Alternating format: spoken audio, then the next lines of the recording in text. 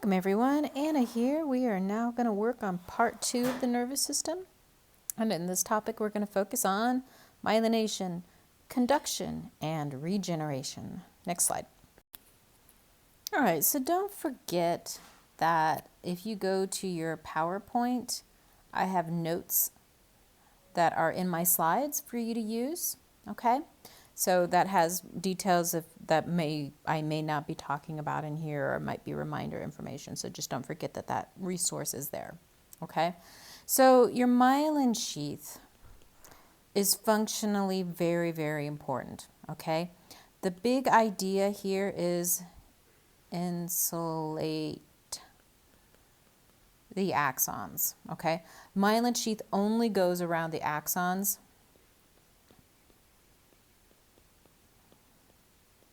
All right, it never covers the cell body or dendrites, because if it does, you want to be able to send signals or receive signals, okay?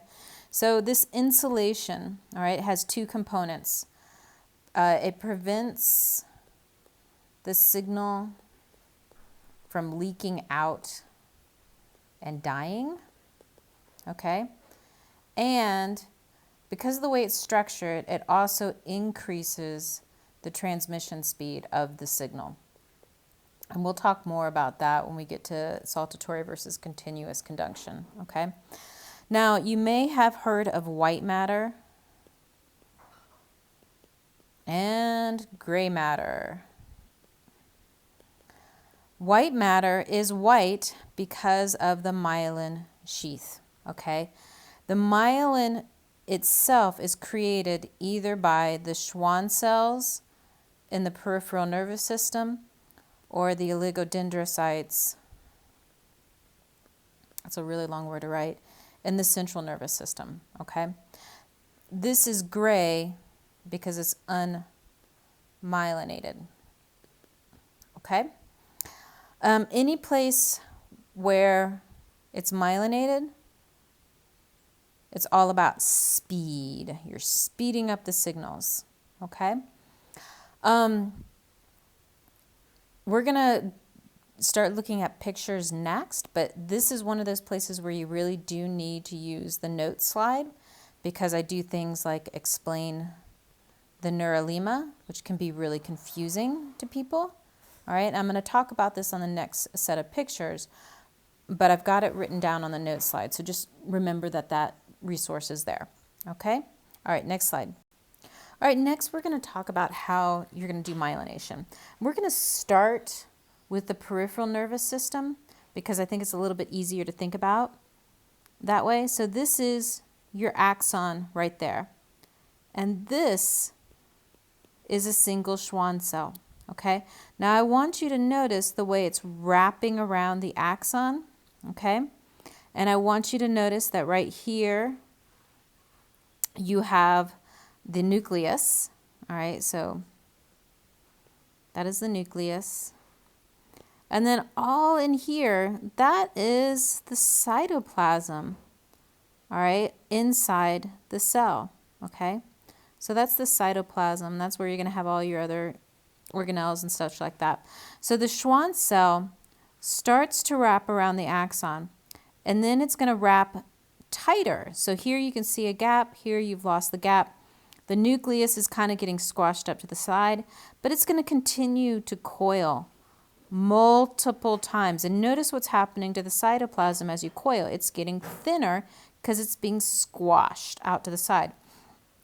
I want you to think of a balloon, all right, like an animal balloon. If you start squeezing one side, you can squish it, or a water balloon, okay? Squish everything to one side or the other.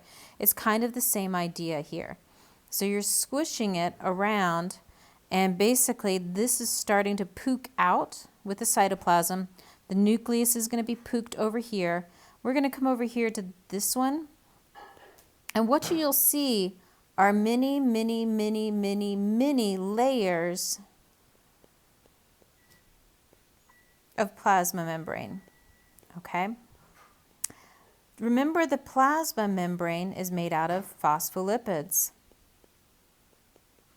which is basically a oil or fat, okay? Or You can think of it as a wax, all right? So waxes are also in the oil family.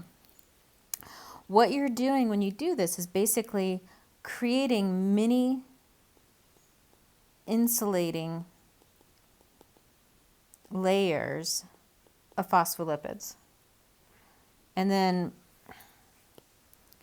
the cytoplasm is all here, and the nucleus is right here, and then you can see the endoneurium, which is wrapping around the outside of both the axon and the myelin sheath right there. Okay? All right, what else? All right, let's define the neurolema right here. That is the neurolema. So the neurolema is formed by the pooky part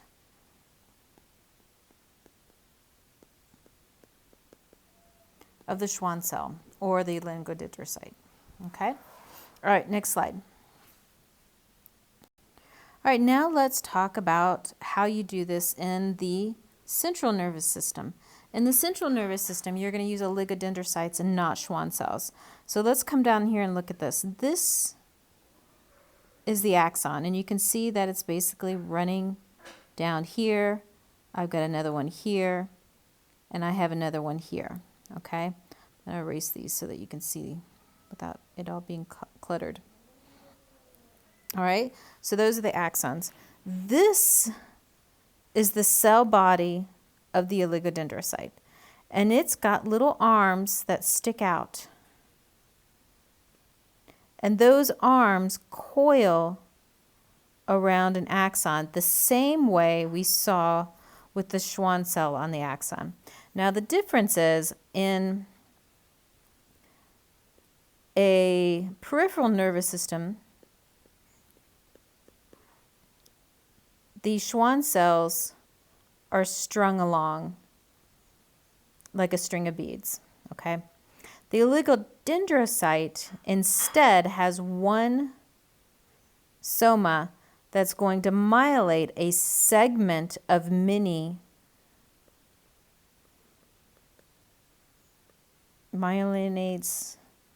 the segment of many axons, okay, but only the ones that are next to each other. So if you look over here at this picture, you see the soma or body of the oligodendrocyte. Here is its arms, and then they're coiling around 1, 2, 3, 4, 5, 6 different axons, but only in this segment. This segment will be myelinated by a different oligodendrocyte. Now, if we come down here and we look at the scanning electron microscope image, you see this cell body here. Here's one, here's one. So this right here, this is myelinating just that section, whereas this one is myelinating that section, and it's doing dozens of axons in its little section. Okay? All right, next slide. All right, unmyelinated nerve fibers. So in the brain and spinal cord, this would be the gray matter. They still have Schwann cells near them, okay, in the peripheral nervous system, but they're not coiled around it. Instead, what you see is something like this. So this is an axon, this is an axon, that's an axon, that is one, that is one, that is one, that is one. So all of those are axons, and I'm going to erase this so you can see things. Okay? Now this right here, this is the Schwann cell. All right, where I'm coloring it in, I'm doing my fast little scribbles. Okay, so that's the Schwann cell. This is an axon, that's an axon, that's an axon.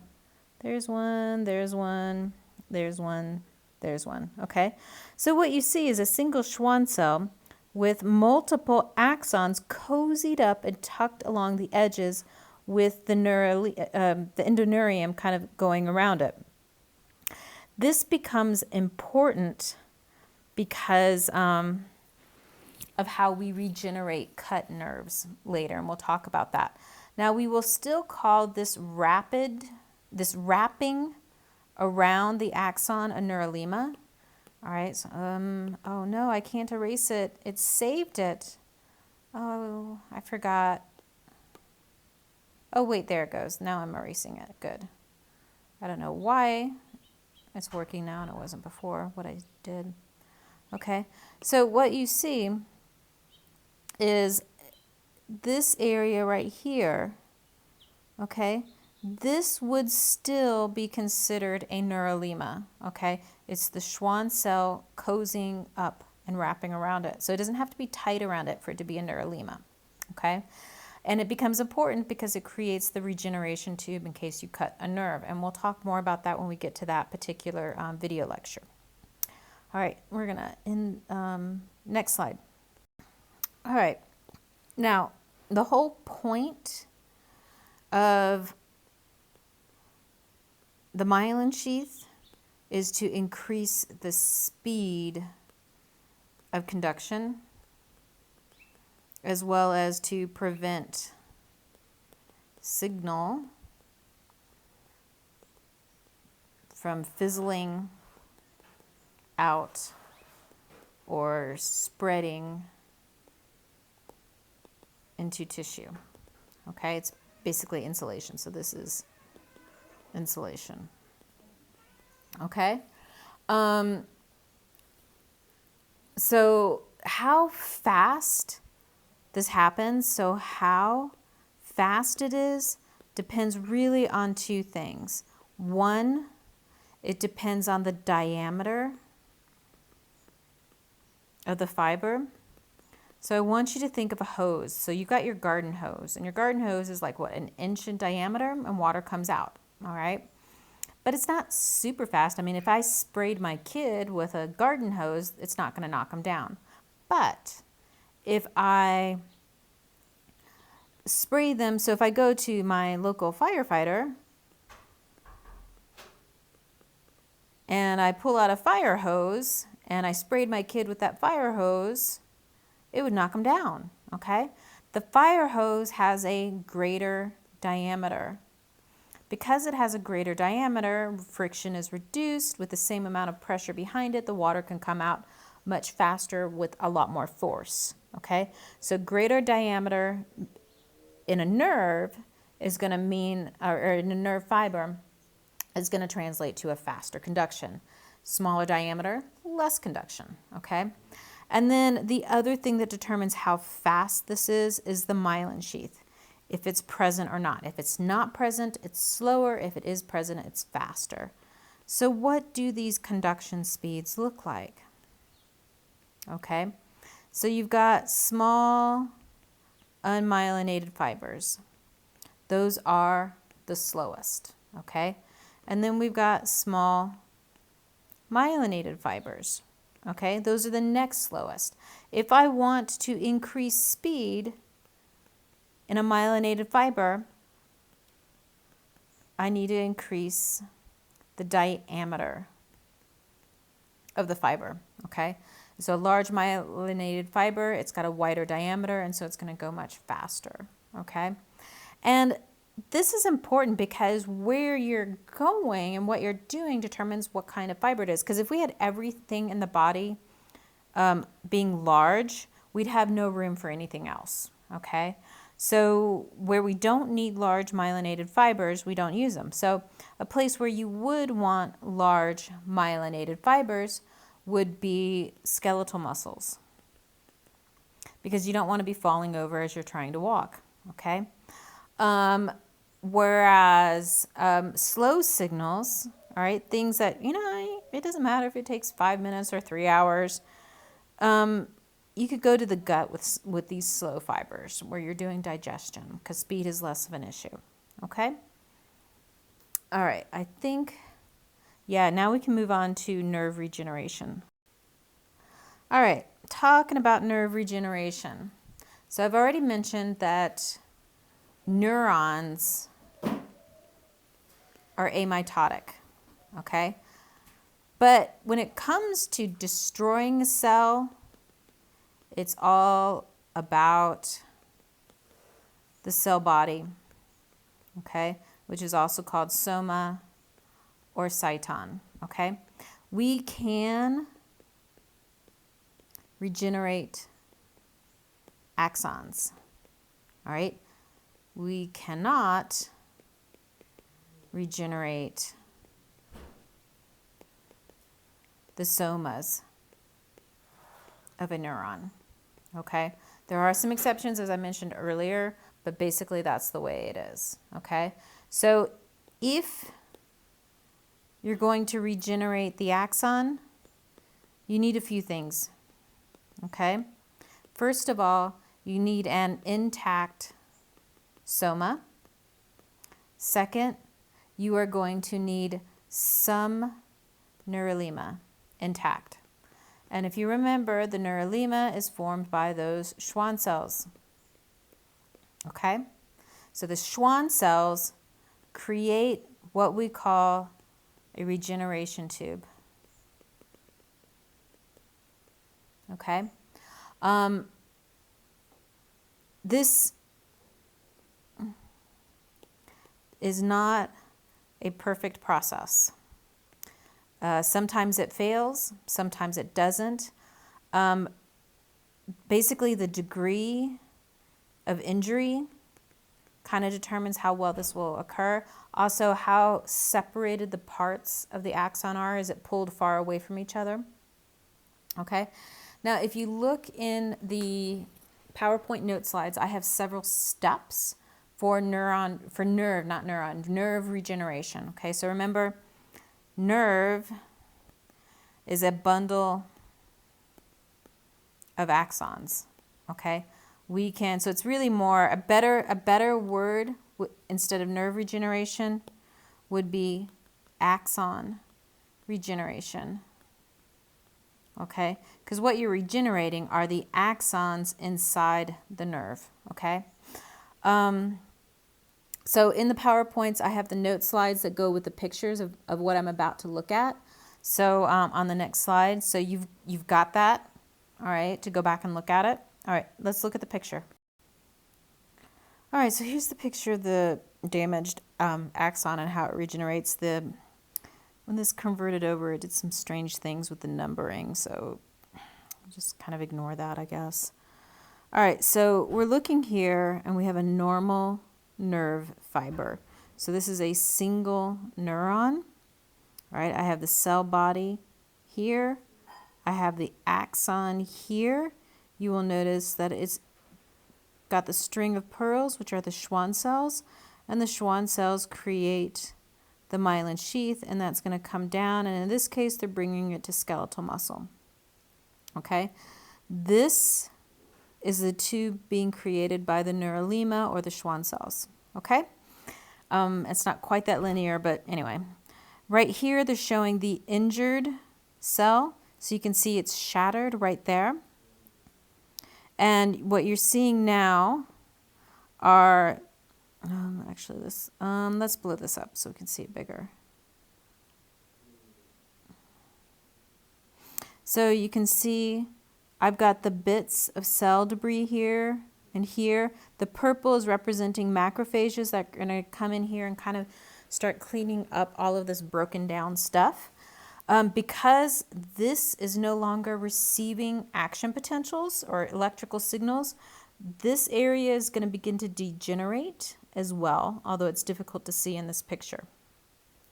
All right, so in the next step, what you need to do is first degenerate all the stuff that doesn't work anymore, okay?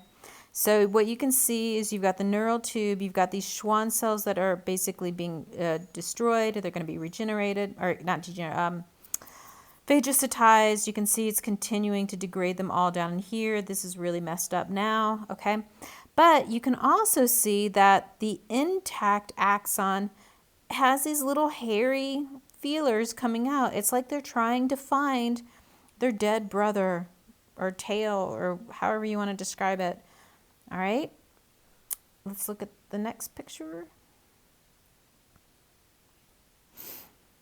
All right, now here what you've done is in the early stages of regeneration, you're going to start bringing in growth factors. All right, so you got chemicals that are going to stimulate the regrowth of the neurolema, which is created by all these little Schwann cells that are migrating into the area and kind of lining up like little soldiers.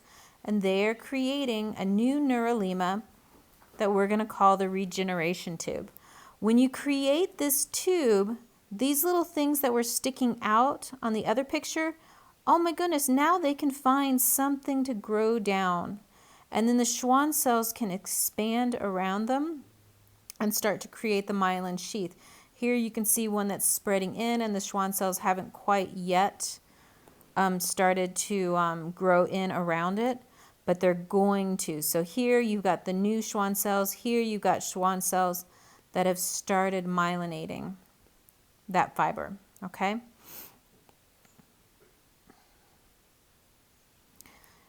Then in the next step, what you're going to see is, remember you had these things up here? We need to get rid of those. They're not useful. So these begin to retract, get pulled up and recycled and lined up again. You can see that more of the axon is now myelinated, okay? Whereas here you can see the axon processes drawing through, and there are my Schwann cells that are eventually going to myelinate those fibers, okay? Now, in the final stages, what you see is a really nice neural tube. I've got my axon going all the way down, and all of the Schwann cells have now myelinated those areas. And now the axon is able to re-innervate the effector. In this case, this is an effector. Ugh, what letter is that? That was supposed to be an E. The effector organ, which in this case is skeletal muscle, but it could also be re-innervating a sensory receptor, okay? So a lot of people may have had surgeries or lacerations that go pretty deep. So I had a C-section for my first kid. And basically, so if you've got the torso here, we're going to do really bad drawings of legs. Oh, those are legs. Oh, my God. All right, so this is where the pubis would be, okay? And then you got the C-section scar right here. And when they cut through here, they're severing skin, fat, muscle, fascia, and they end up cutting a lot of nerves. And sensory nerves especially can be affected. And so that you get these areas of numbness to either side wherever the surgery or laceration occurred.